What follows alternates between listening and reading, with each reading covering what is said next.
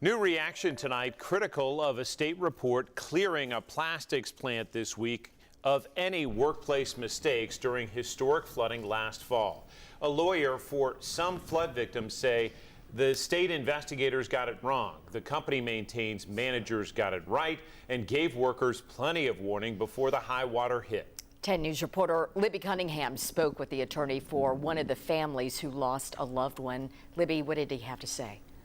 John, Rob, and Greg Coleman represents the family of Bertha Mendoza and others. Bertha was one of the Impact Plastic workers who died in the September flooding.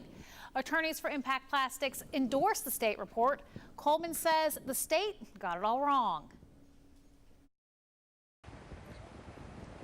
This is not some far-fetched story of people just wanting to be there while this historic storm is happening. They were made to wait because of why they were there to begin with. Attorney Greg Coleman represents several families who had loved ones hurt or killed when floodwaters rushed the Impact Plastics factory in Irwin during Hurricane Helene. When we sat down, we went line by line through some of the findings of the state's investigation into what happened there. The state says Impact Plastics isn't responsible for workers who died in the flooding. They gave them enough time to safely exit the property, didn't threaten to fire them if they left, and couldn't determine why people stayed on the property despite being told to leave for their own safety.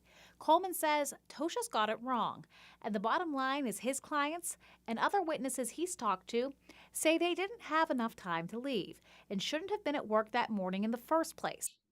If the right thing had been done, and an hour even sooner, they had been discharged to go home, come back the next day, hey, we'll pick up the production again, we'll make up whatever we've lost, but that was not done.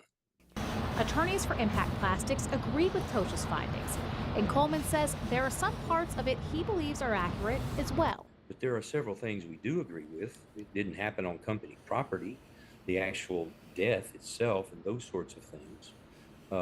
It is true there were no safety plans, nothing that was implemented, nothing that was executed. Statements from Coleman, attorneys representing another family suing Impact Plastics, and from attorneys for Impact Plastics on WBIR.com. At least one family has filed a civil lawsuit against the company for wrongful death. Coleman says he's not filed a complaint on behalf of his clients just yet. John? Libby, appreciate the update. Thank you.